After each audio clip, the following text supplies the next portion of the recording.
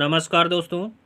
रीट के लिए साइंस की टेस्ट सीरीज चल रही थी जिसका अगला वीडियो है। देखिए आज की वीडियो का पहला प्रश्न, क्या होता है जब लोह धातु को सांद्रित HNO3 में डुबोया जाता है? तो लोहा धातु है वो निष्क्रिय हो जाती है।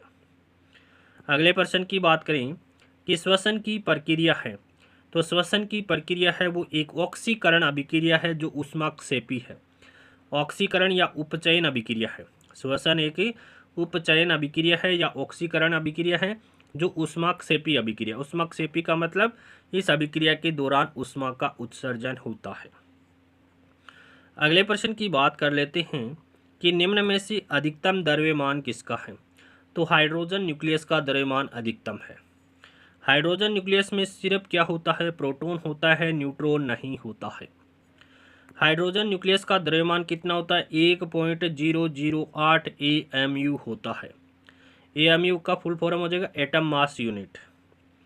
इलेक्ट्रॉन का द्रव्यमान कितना होता है? 9.11 × 10⁻³ किलोग्राम होता है। और प्रोटॉन का द्रव्यमान कितना होता है? 1.672 × 10⁻27 किलोग्राम होता है। अगले प्रश्न की बात करें कि न्यूट्रॉन का द्रव्यमान कितना होता है? 1.674 × 10⁻27 किलोग्राम होता है। इलेक्ट्रॉन का द्रव्यमान प्रोटॉन के द्रव्यमान के 1/1836 गुणा के बराबर होता है। किसका? इलेक्ट्रॉन का द्रव्यमान प्रोटॉन के द्रव्यमान के 1/1836 गुणा के बराबर होता है। Atomic mass unit AMU proton और न्यूट्रॉन के स्थिर द्रव्यमान का औसत होता है। अगले प्रश्न की बात करें कि ओम इंटू मीटर निम्नलिखित में से किस राशि का मात्रक है? तो प्रतिरोधकता का मात्रक होता है ओम इंटू मीटर, और प्रतिरोध का मात्रक क्या होता है? ओम होता है। प्रतिरोध का मात्रक क्या होता है? ओम होता है। धारा का एम्पियर होता है। विभवांतर का वोल्ट होता है। अगला प्रश्न देखिए, साग सब्जियों का विघटित होकर कंपोस्ट बनना किस प्रकार की रासायनिक अभिक्रिया है? तो ऊष्माक्षेपी अभिक्रिया है। इस अभिक्रिया के दौरान ऊष्मा का उत्सर्जन होता है। निम्नलिखित में से अम्लीय ऑक्साइड कौन सा है? तो देखिए अधातु होते हैं वो अम्लीय ऑक्साइड का निर्माण करते हैं। तो कार्बन क्या अधातु है और ऑक्सीजन के साथ मिलकर के CO2 का निर्माण करती है। तो CO2 क्या है? अम्लीय ऑक्साइड का उदाहरण है। अधातुओं के ऑक्साइड होते हैं वो अम्लीय प्रकृति के होते हैं।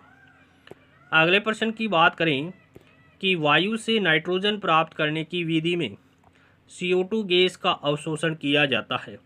तो पोटेशियम हाइड्रोक्साइड के द्वारा किया जाता है। वायु से नाइट्रोजन प्राप्त करने की विधि में CO2 गैस का अवशोषण किसके द्वारा किया जाता है?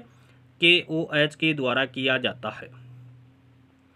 अगला प्रश्न देखिए, अमोनिया की अभिक्रिया क्लोरीन से कराने पर कौन सी गैस निकलती है?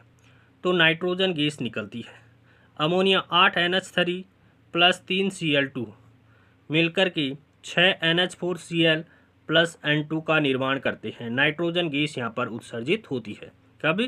8NH3 यानी अमोनिया + 3Cl2 क्लोरीन के साथ अभिक्रिया करके 6NH4Cl अमोनियम क्लोराइड बनाते हैं प्लस नाइट्रोजन गैस यहाँ पर निकलती है। आर्कियोप्टेरिक्स किन वर्गों की प्राणियों के बीच की योजक कड़ी है? तो ये सरीसृप और पक्षी के बीच की योजक कड़ी है। आर्कियोप्टेरिक्स है वो सरीसृप और पक्षी के बीच की योजक कड़ी है। निम्नलिखित में से स्तनधारी नहीं है। कौन सा स्तनधारी नहीं है? चमगादड़ स्तनधारी है, नीली हेल भी है वो भी स्तनधारी है, कंगारू भी स्तनधारी है, केकड़ा स्तनधारी नहीं है। ऑप्शन द यहाँ पर राइट हो जाएगा। केकड़ा है वो उभयचर वर्ग का और कॉर्डेटा संघ का जीव है। अगले प्रश्न की बात करें कि प्रकाश एक अनुप्रस्थ तरंग है साबित करती हुई एकमात्र घटना कौन सी है? तो ध्रुवीकरण, ध्रुवण की घटना है वो प्रकाश एक अनुप्रस्थ तरंग है, यह प्रदर्शित करती है। कौन? ध्रुवण की घटना। ध्रुवण क्या होता है? जब टूरमेलिन क्रिस्टल से प्रकाश को गुजारा जाता है तो निर्गत प्रकाश में विद्युत वेक्टर या ये कंपन संचरण की दिशा के लंबवत तल में केवल एक ही दिशा में रह जाता है। तो इस घटना को क्या कहते हैं? प्रकाश का ध्रुवण या पोलराइजेशन कहा जाता है। अगले प्रश्न की बात कर लेते हैं कि किसी चालक का विशिष्ट प्रतिरोध निर्भर करता है। कोई भी चालक है उसका विशिष्ट प्रतिरोध किस पर निर्भर करता है? चालक के पदार्थ पर निर्भर करता है। 1 किलोवाट इंटू घंटा का व्यवहारिक मात्रक क्या होता है? तो एक यूनिट को प्रदर्शित करता है। 1 किलोवाट घंटा किसको प्रदर्शित करता है? एक यूनिट को प्रदर्शित करता है। ऊष्माक्षेपी अभिक्रिया है। ऊष्माक्षेपी अभिक्रिया कौन सी है? तो देखिए, कैल्शियम ऑक्साइड का जल में घुलना ऊष्माक्षेपी अभिक्रिया। इस अभिक्रिया के दौरान ऊष्मा का उत्सर्जन होता है। प्राकृतिक गैस का दहन होता है तब भी ऊष्मा का उत्सर्जन होता है।